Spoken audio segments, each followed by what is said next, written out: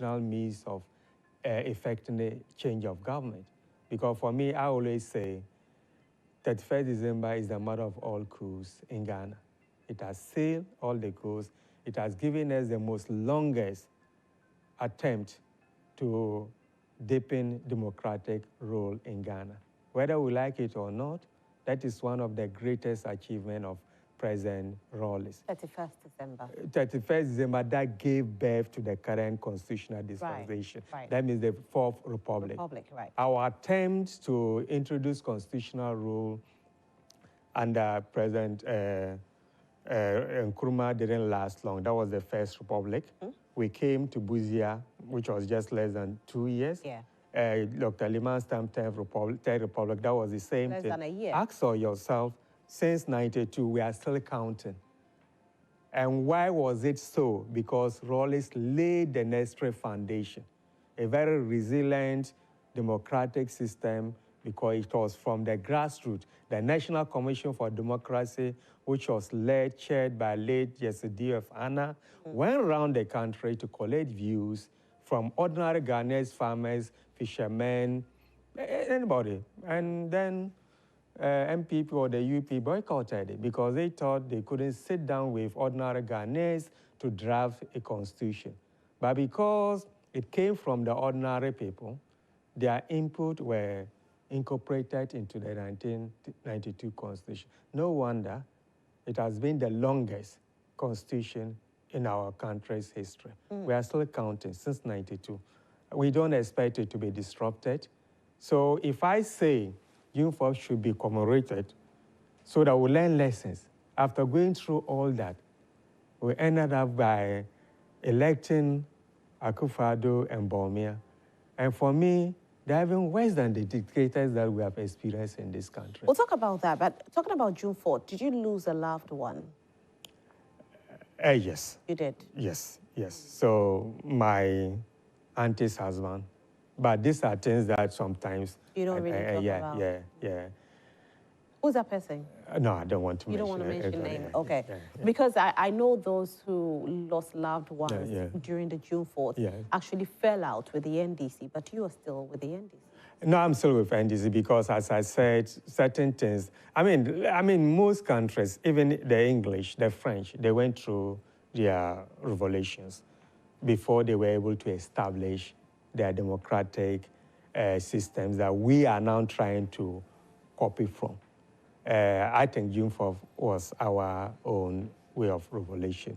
Yes, there were excesses, and that's why Rawlings But it should never happen again, right? Always say there were excesses, things that were beyond his control. It was popular uprising. He was just the head. You understand? So you think that it should never happen again? Never happen again. Definitely not. We shouldn't subject our country to that kind of experience again. Never. Right. But if we don't learn about our history, how can we move forward? Yeah. So to just erase it from our political history, I think that would be unfair to generations yet to be born. So we need to continue to commemorate it, reflect. So if you look at it, even when Rawlings was... Not to celebrate. And when Rawlings was there, for me, it was always a sober reflection of the events of that day. It wasn't in a celebrative mood. No, not at all. Right. Yeah. Now let's talk about, the election. I know you wanted to talk about it and I cut you, so I'll go back into it again. You said, yes, we elected, the president, the current president, that's Nana Addo Dankwa Akufo-Addo, who is, our current president.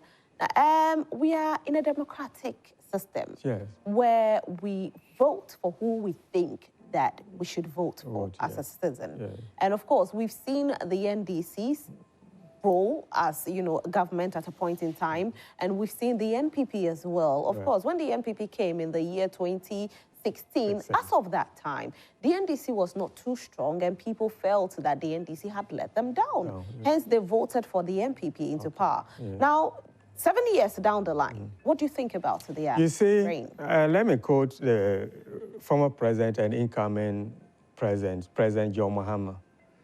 As a part of his recent tour, and I think that was in Northeast, he made a comment that President Akufo-Addo Bawumia-led government is the worst scam that has ever happened to Ghana. I will explain why. Look, in 2000 election, we were subjected to an unconventional way of politicking. The lies, the hasty, the utopian policies. One this, one that. One dump, one village. One factory, one district. One ambulance, one constituency. And Ghanaians bought into that. Akufo-Addo packaged himself as human rights lawyer, champion of rule of law, democracy. We bought into that. Vice President Bawumia packaged himself as what? Economic guru, who has solutions to all our economic problems. We bought into that.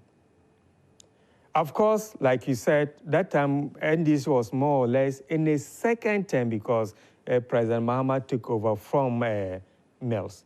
So Ghanaians were saying, okay, yes, let's try, and as you said, President Akufo-Addo himself was saying, try me, try me. He was begging. He was too emotional. He blackmailed Ghanaians.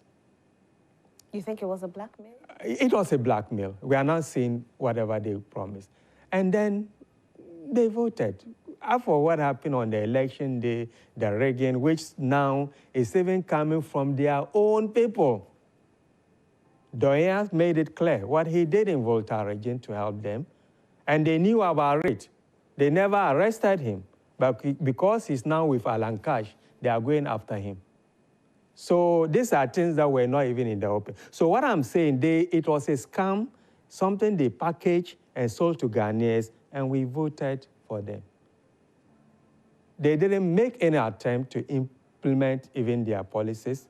I remember after 6 months into the administration, this issue, one village, one dump, came up, and the excuse was that the rains were washing some dams away. What kind of dams are you building and rains were washing them away? In the first place, it's not every land. The topography of every land is not suitable for them.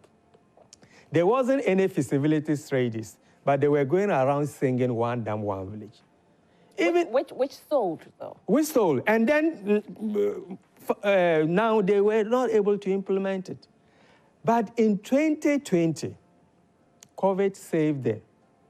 The COVID money they received from the World Bank, the international community, to mitigate the effects of COVID on the Ghanaian citizens, they directly use it for their political campaign. Well, from what they're saying, there's not been any proper proof.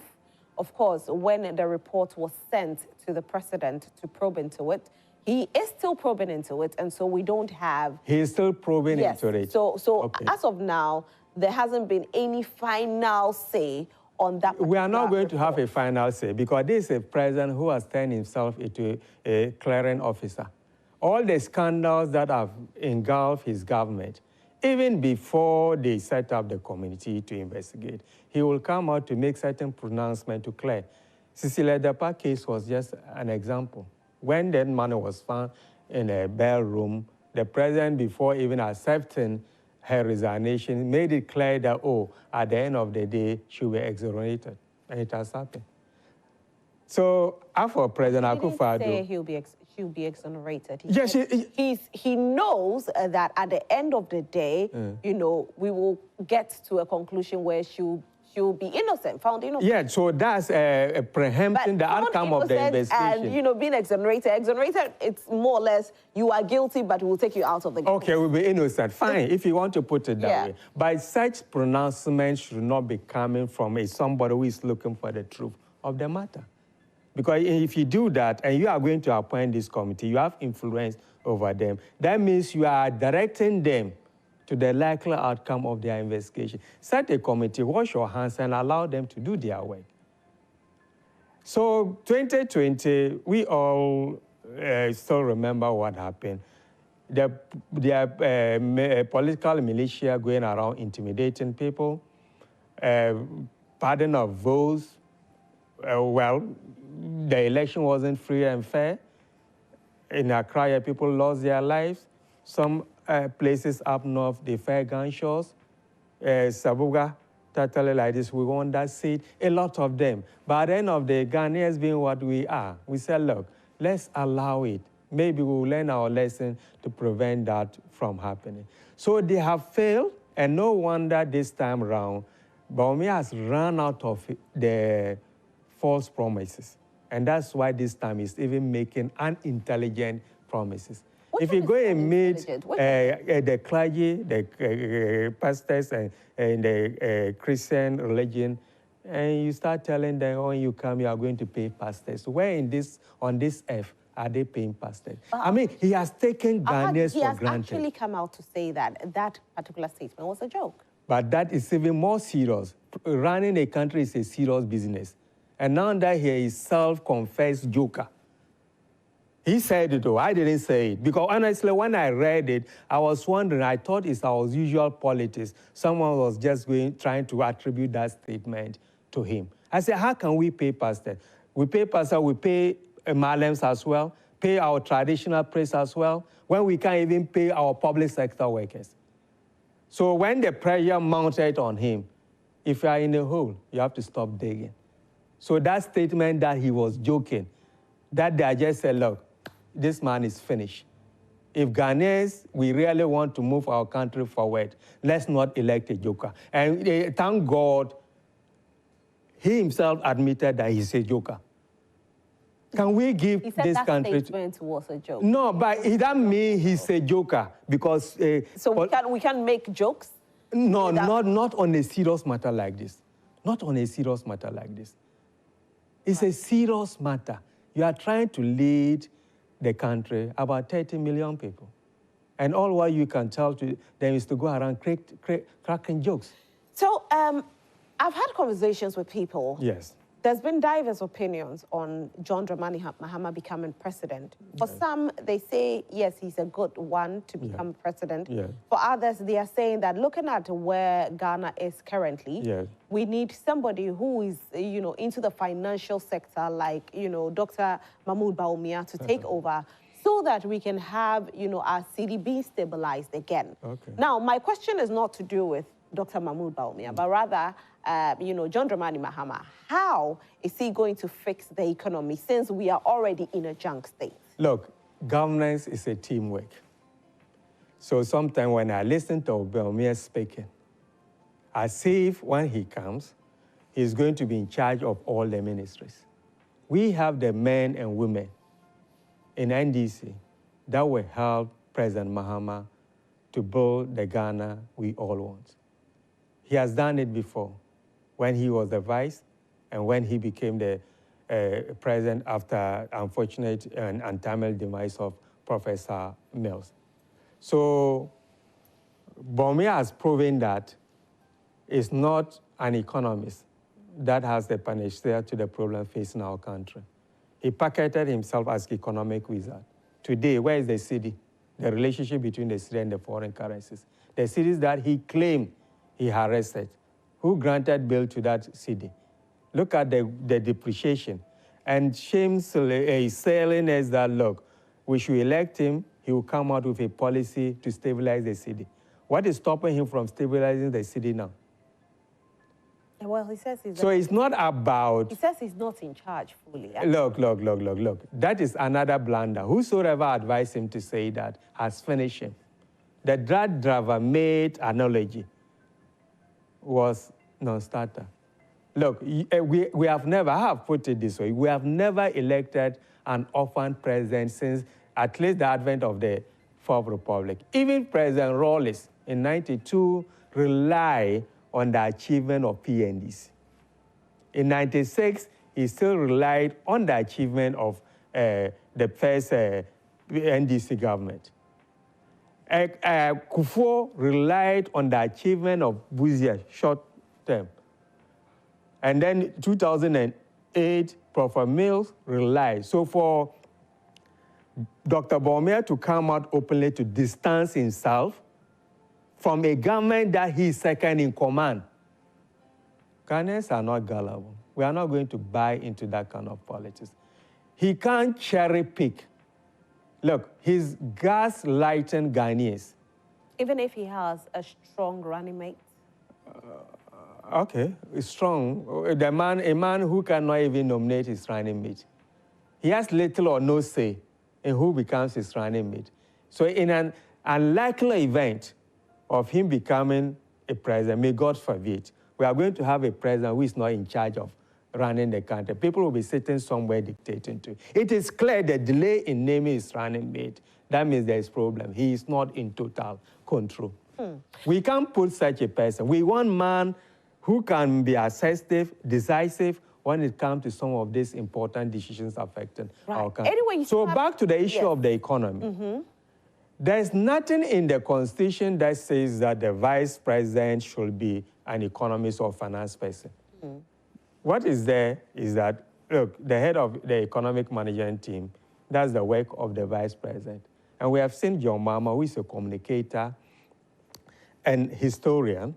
When he was the vice president, the macroeconomy in this country is far better as compared to what we are experiencing today. The depreciation rate of the city is clear. We are not being downgraded by international institutions. We are not even qualified to borrow. We can't go to IMF. We are struggling. For the international world market, it's a difficult thing. Yet, we have someone who rose on the economic credentials to become running mate, and yet our economy. And no wonder he abandoned the economy, is now seeking refuge in digitalization.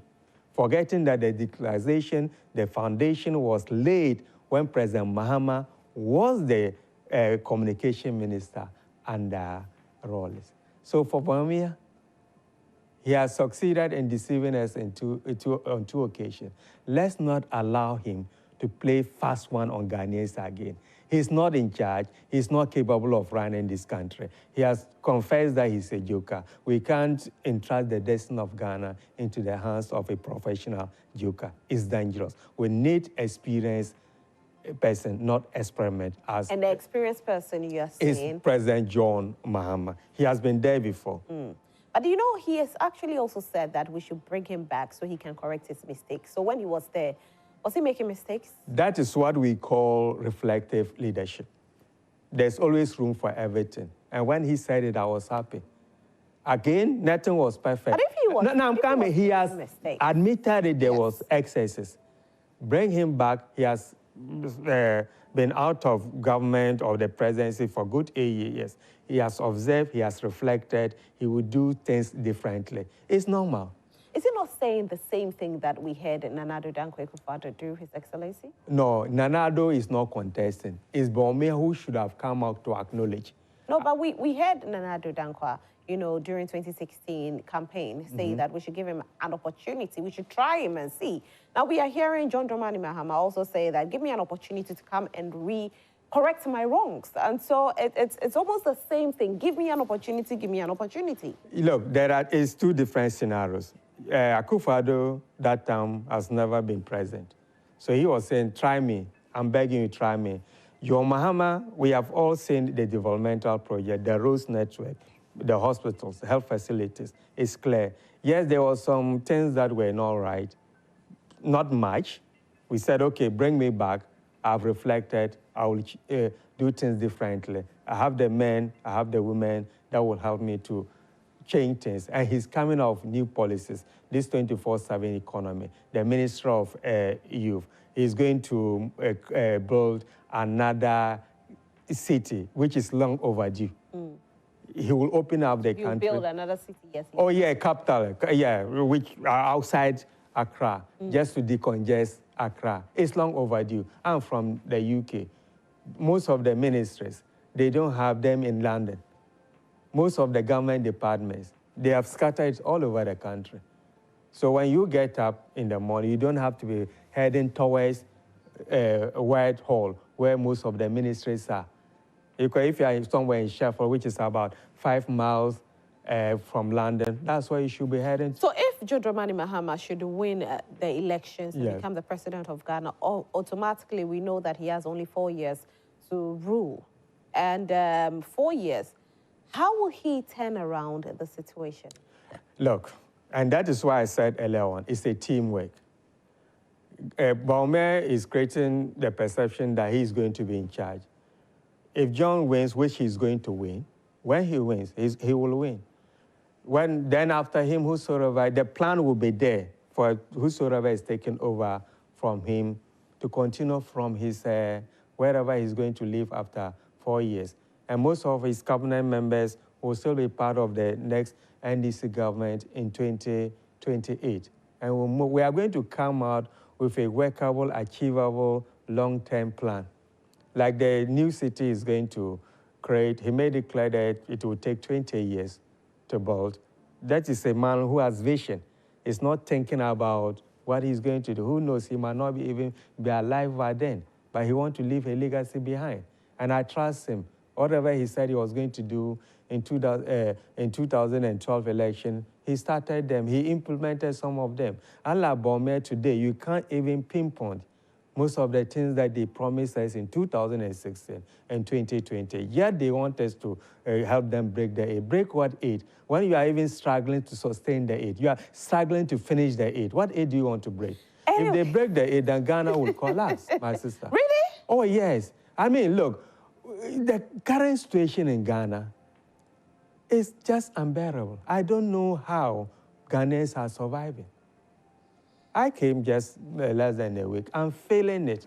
Even away there, you get the pressure because the so-called free education, wherever, people are still calling, giving money.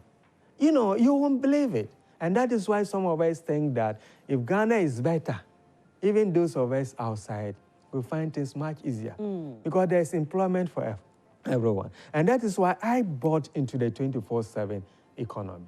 Because how do you plan to implement that one? Because, you know, still people don't understand it too well. I won't devolve into this because we are yet to launch our manifesto. All right. And of course, more details on how it will be implemented will be outlined. And of course, we, the serial callers or food soldiers, will speak in line with what the party position. But it is clear, 24/7 economy. What is ambiguous about this? Economy that will be running 24. And people say they don't understand. They are just pretending. The details of it, I'm sure, will be outlined. In UK, the economy runs 24/7. Don't you think? The recent mayor election in London, the Conservative candidate, Susan Hall, it was one of her policies. Although there is 24/7, but she was emphasizing when she is elected, she's even going to make it more feasible. What was she talking about? To make sure that the trains run 24/7, which is already running. Some major underground lines used to stop running after 12 midnight. Yeah. Now some of them are running 24. So the 9 clubs, whatever. So the shops is 24/7. In UK, you work what they call unsocial hours. You get at least 50% on top of your wages. Monday to Friday, 9 to 5, okay, it's the normal hours. Those who go to work weekends, like the nurses, the care assistants, work after 12, they get some extra. Yeah. How are they doing it? They get tax incentives to pass it on to these workers, to motivate them to do it. And this will happen in Ghana? As I said, I will wait till we launch the manifesto and some of us will fall in line. It's a broad manifesto policy, but of course, technical team will be put together to operationalize it. Even if it's passed as a law, whatever, there's going to be a team to implement it. So if Ghanaians are saying it's not workable, it is. It is a game changer. It will create jobs for people. And for government departments, people are struggling to get passports. Why can't we make it 24/7? Customs service, immigration, they can work. Our police will increase because one expert said we may have to increase the number of police officers. That will create more jobs in the police service, and the economy is running 24/7. There's going to be a multiplier effect on every aspect of the economy. So the economy will open up. Let's buy into this idea. I don't see why people are saying it's not workable, or some saying it's already there. It's not there because the infrastructure is not there. If there's doom, so how can you run the economy? You're saying you fix it. You fix everything. But we fixed it before they came and brought it back to where we are. This debate has been ongoing for a while now. Whoever fixed the doom so? Yeah, it was better under. And that is the problem, the difference between NDC and PP. We acknowledge it was a problem. We resolved it. They came up to now, they are still pretending. I've experienced it since I... Oh, you have? Oh, I have, even this morning. And I didn't even know. I got up, I went to ATM card, thinking that it's London, you can just go in and take money out. And so somebody said, oh no, the lights off. I said, okay. Then I realized... light off doesn't allow you to withdraw money? Because the machine wasn't working. I didn't even know. Oh, wow. The machine wasn't working. So I said, okay, how can we run an economy this way? How can we run an economy this way? So some of these things, let's not pretend, my sister. Let's call a spade a spade. Do we have enough money to run a 24-hour economy? You know, so far we've borrowed beyond what anybody could ever imagine. And under this government, we've borrowed more than... all the government in our history, and they can't show anything. There's no tangible achievement. So how are you going to run an economy like that? Look, we are not getting it clear, but at least I'll try and explain. We are not going to invest money to run it. It's to provide the necessary infrastructure and incentives. It's going to be gradual, and in the end, the multiplier effect... But is it not all financially driven? In what way?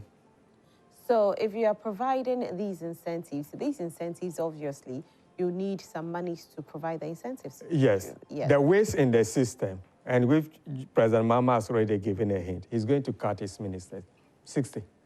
Okay. In the history of our country. Dr. Baumia is also saying he's cutting. No, that's copy no good. You remember when we were in primary school?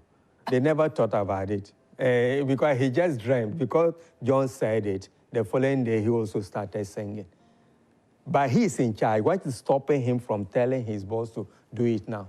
Today, if he decides to say, I'm getting rid of the ministers, he was even forcing Parliament to approve his recent nominees. They are playing lip service to that. They are not serious. They are not in opposition. We don't need promises from them. We want them to do it. So that is the difference. And John is serious about it. He's going to cut the number of ministers. So there we go. He made it clear. Government officers or appointees will stop getting free fuel. And so why should I be receiving fuel for things that I'm getting salary for? What about the ordinary man who is struggling to go to work? So the savings that he's going to make from cutting the number of ministers would help in the short term to let the 24/7 kick off.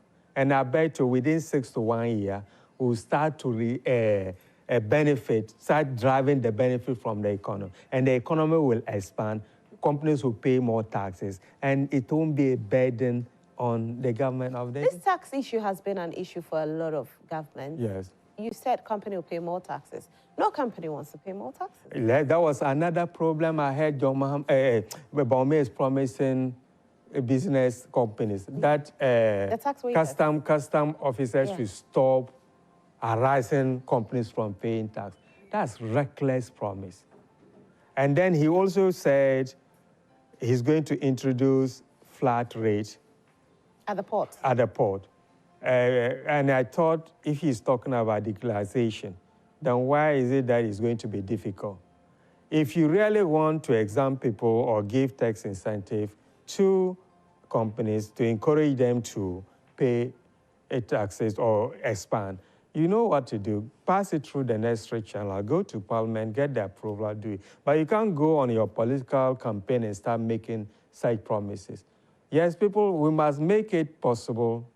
You don't say they shouldn't pay. What normal happens, which is okay in the UK, you set up company, sometimes they give you some allowances for your company to build up before you can pay the tax. And the interim, when you are going to pay it or delay in paying, then when you are about to pay, you pay some interest. That's what they do. The VAT system that they have the flat rate, they do it there. So that if you pay the flat rate, it saves you from the administration. But what we have in Ghana is tax evasion and not avoidance.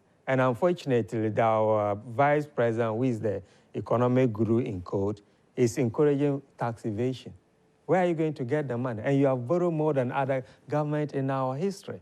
Desperation is making him not to think straight again, honestly speaking, because he thought he was going to come out with his utopian politics again, and Ghanaians will buy into it. But this time around, it's not like that. People are questioning him. And that was why when he went to, was it Brown or Forage, when that a young lady asked him about the allowances for the nursery, and it was all over the place. And he came out to even well, they have actually paid He hasn't paid them. Our family's working. They haven't received anything. Really? That is we saw a video of no. It's a fraction of whatever the government is supposed to pay. Some have even finished their courses without even receiving 1 month allowance. So look, this is serious. And that is why this election, Ghanaians have simple choice to make. A pragmatic, somebody with achievable targets, somebody who has proven that is able to move our country forward, versus somebody who has proven that he can live to his worst. He's running from his failures. Accept responsibility to see if Ghanaians will even forgive you. But to come still lying to them, excuse my language, but clearly if you say you are going to do something and you have not done it and you are not saying sorry, then you are lying. It's as simple as that. There's no any other way of putting it. But sometimes we say, people say, oh, don't use that word, but that is lie. Alhaji Mbauba, let's talk a bit about your background, though. Oh, okay. We've spoken a lot about politics, yes. So we talk a bit about you. Who are you really?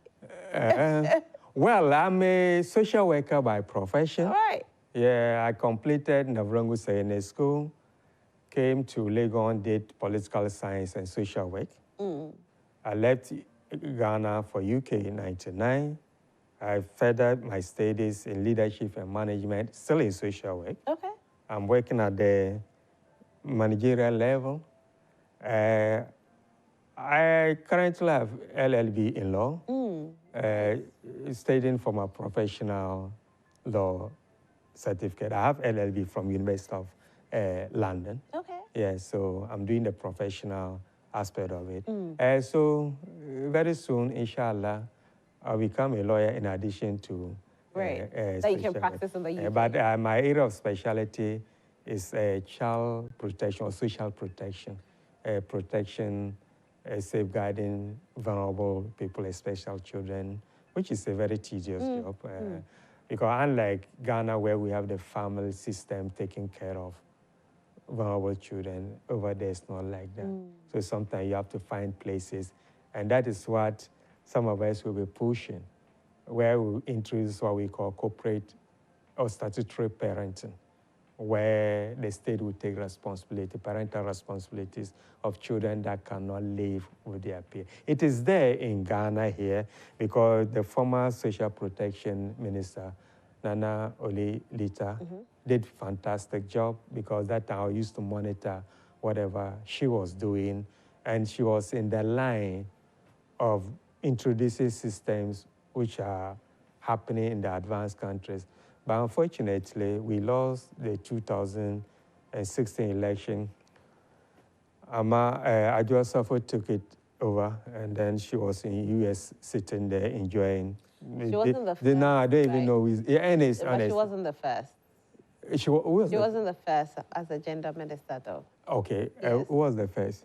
I'll get the name for you, Okay. but she wasn't. But anyway, I was much worried when I remember I remember the name. Yeah, she wasn't the first. But in any case at all, what I'm trying to say is that that sector has been neglected under President Akufo-Addo led government when it comes to social protection. Should we expect you to come to Ghana if the NDC should win power? Not necessarily, because sometimes people say, okay, come home and help. Or some people think that I just want to. No, for me, when there's the call to help Mother Ghana, why not? As I said earlier on, I've lived in UK for some time now, and I feel that guilt in me. Even if I come, I'm a messenger or a sweeper, I'm contributing my quota. It's about time, regardless of whether whatever happened, to come and help Mother Ghana. Because we are not there just chasing the pounds that we are not getting. But we have also... Maybe you're not getting it. Why are you still there then? We are also learning. We have learned some good practices. Okay. Which, of course, if we try to use that transferable skills, it will make Ghana a better place to live. No two ways about it. Yeah, yeah. Fantastic. It's been a great conversation. Yeah. But then let's talk a bit. You're a married man. How many children do you have? Oh, okay. I'm married. Yes. I'm married for almost 22 years now. Wow. 2003. My wife and 3 kids they have 3 kids. Yes. You've done well. Yes. Congratulations. Thank you. We hear marriage is difficult. Oh, but it's a necessity, isn't it? Our parents went through that, and then they raised us. So if you don't do it, how can the family tree continue? That's lovely. I have 3 children, 2 beautiful girls, and 1 handsome young man. Fantastic. My gent, he's very taller than me. Oh, he's taller than you? Oh, no, even, yeah, he's a gent. Oh, wow. It's just, yeah, I mean, family-wise, yeah, and my beautiful wife, Yora, she's okay as well. So it's a very lovely family. That's great. So what do you do to relax? We know UK is stressful. Very stressful. I like going to gym, jogging around, and then involving in charitable work, yes. Until recently, I was a trustee of a charity, board of trustees, you know, which I managed to register it. I'm a Dagomba by tribe, from Tamal, born in Tamal, but grew up in Boko before leaving.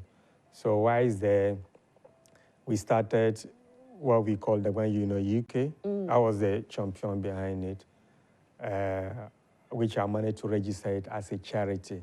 So if you go to what we call the Charity Commission of England and tap that one, you see it there. We have been running for good 10 years, since 2012. But I've stepped down recently because I'm becoming politically exposed. And I want it to be neutral. But we have built a foundation. And as I said, in my own private life, I try to help people in vulnerable situations, immigration issues, because of my experience, to help them sort out their immigration free of charge. Oh, wow. No, I didn't do that.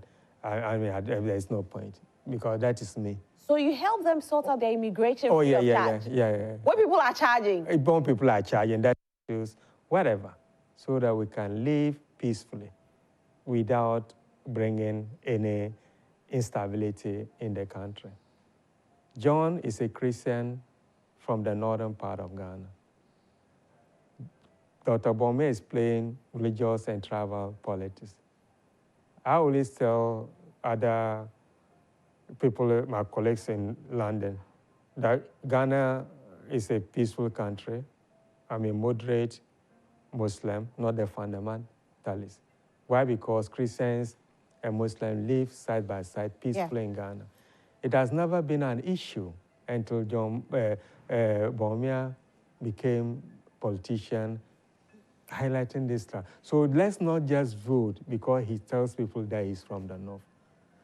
Look, and the MPP model of equality is very discriminatory. Let me just share this with you, and then we'll end.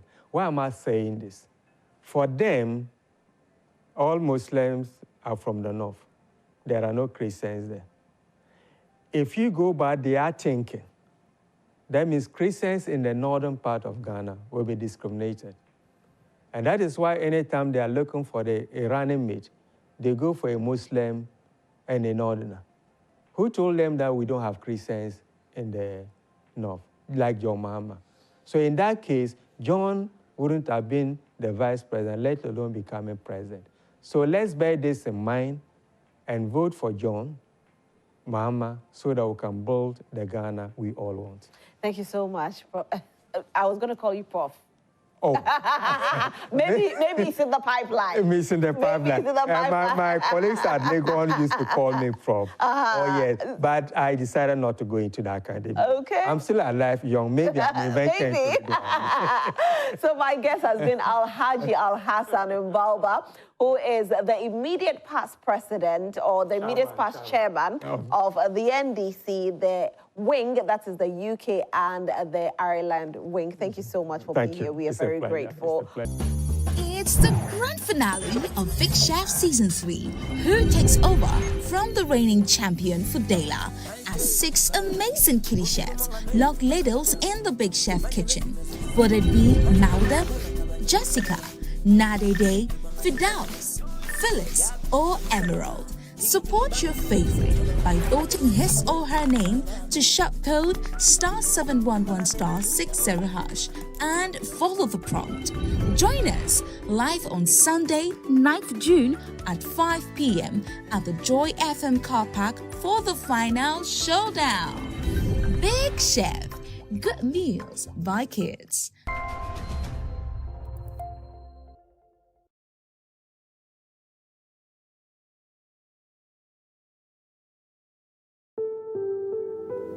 Attention all HD Plus subscribers. Starting 13th June 2024, the HD Plus platform will offer HD channels free to air. Key points to remember. 1. From 16th April 2024, no new HD Plus subscription purchases or activations will be available. 2. Viewers with active subscriptions valid beyond 13th June 2024 will be compensated from 3rd to 13th June 2024. Customers will be contacted by the HD Plus number 0242439872 from 30th April 2024. Customers are also encouraged to call HD Plus call center. Note that to redeem compensation, subscribers must confirm their HD Plus numbers, provide a valid Ghana ID and a mobile money number from 30th April to 31st May 2024. AD Plus will not be liable if subscribers remain unreachable or do not follow up with a call center for compensation before the deadline. 3. From 30th May 2024, update your AD Plus decoder to access the new free-to-air HD channels. 4. Support will be available until 20th June 2024, so kindly look out for the over-the-air software and upgrade your decoder upon release of the software. Visit www.hd-plus.com.gh for more information. We thank all cherished customers for the patronage. We are ushering in a new era of television in Ghana, ensuring that accessibility and quality entertainment go hand in hand.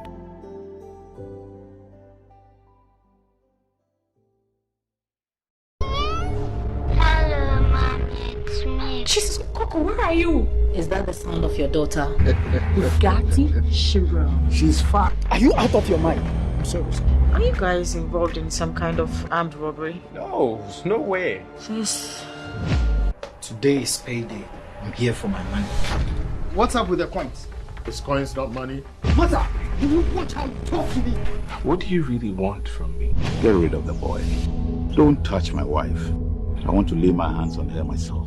You can't do me nothing, Paul. You're a coward. You daring me? Shoot me, Paul. Shoot me!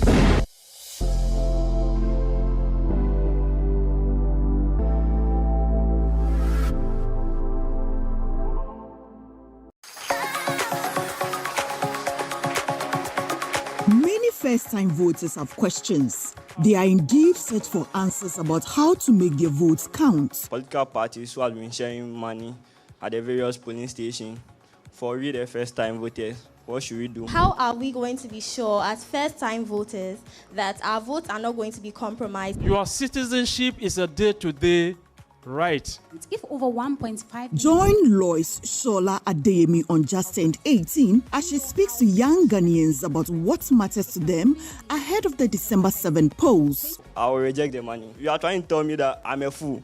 Anything that you take to vote is a tax waiting for you in the future. How can we know that some policies are just sloganeering? We should uphold our citizenship rights, values, and also discharge our citizenship duties. It is the only way we can see development. Get your questions answered and be fully prepared to participate in shaping your future. This is in partnership with Youth Bridge Foundation. Just Turned 18, the critical voice of first-time voters. Involved in building in our motherland.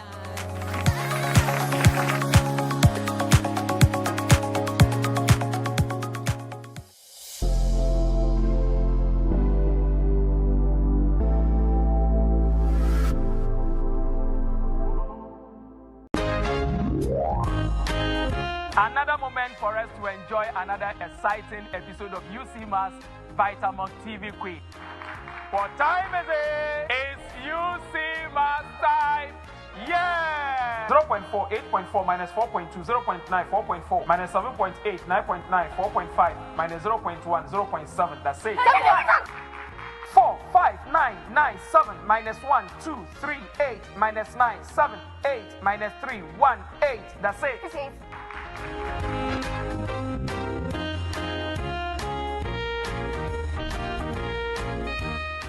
UCMAS, education with a difference.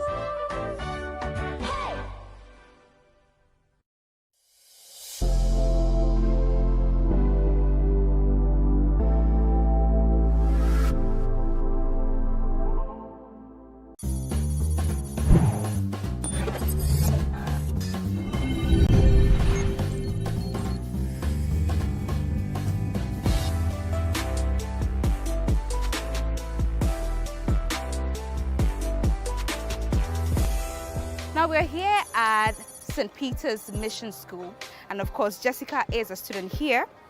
And so shortly we're going to hear what her friends and teacher have got to say to her. Come along. Hello, my name is Melissa, and Jessica is a very good friend of mine. She's very kind and caring, and she shares things with others, and her meals are also very fantastic. My name is Barbara. I am Jessica's English teacher and her class teacher as well. I've known Jessica to be an amazing soul, a wonderful person. She's smart, she's phenomenal, and she's always on top of her game. I'm Karen, and Jessica is a very good friend of mine. She loves to share ideas of everything that happens at Big Chef. So I urge you all to vote for her. She always learns how to encourage her friends, try as much as possible to solve difficult situations, and approach teachers with the ones she can't tackle.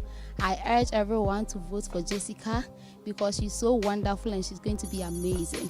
Her code is *711*60#, and you choose nominee 4. Dial *711*60# nominee 4. We wish you all the best, Jessica.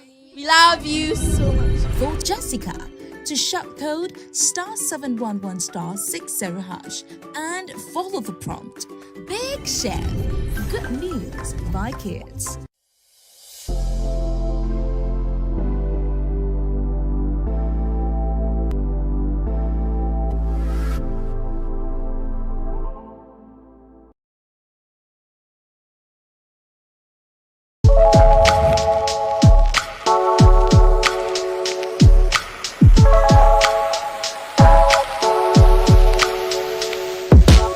Broken Promise is brought to you by Tasty Tom Tomato Mix. Ufa kakra, na ye bebre.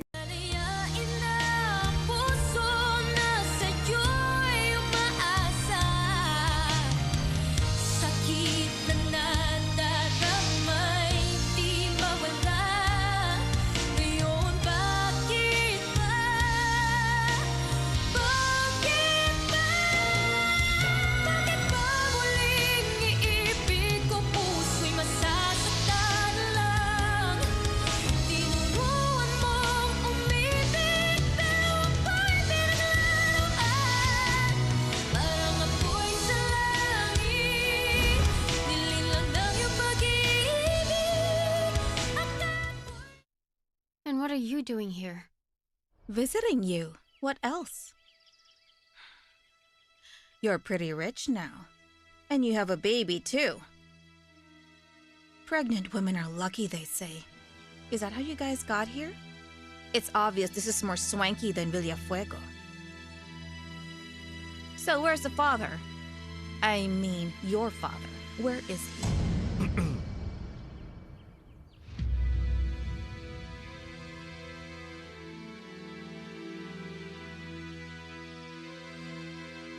Come inside, we'll talk there.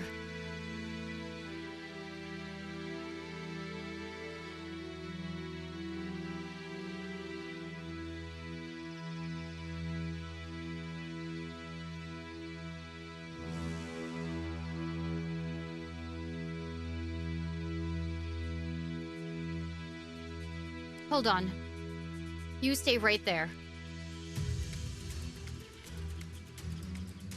How did you know that I'm staying here? And how did you find out about me and Cesar? Ning told me. Ma'am Gemma's and Sir Ray's daughter. You and Ning met up? That's right. You know, she even looked me up on social media. She was looking for information about you. Wait, why was Ning looking for you? And what the hell did you tell her? When we talked, Ning told me you were her stepsister, and that you were also living here in Alfonso. So I asked around. I guess it is easier to find someone when they're living in a big house, right? I'm lucky. You wouldn't believe what I've gone through. I've been looking for you everywhere.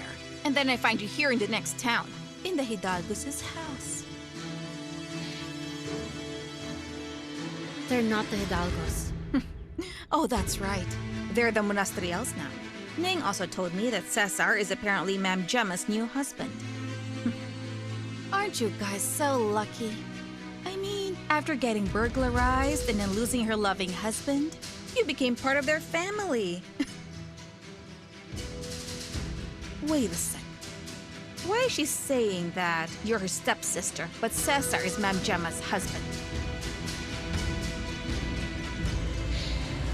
Look, Aunt Rona, just go away. No. Why the rush? You and Cesar are something else, huh? You ran away from home, had an affair with that loser, and had the gall to trick the poor mother and her daughter. And you're even having a baby? I didn't. How did you get away with that, Stella, huh?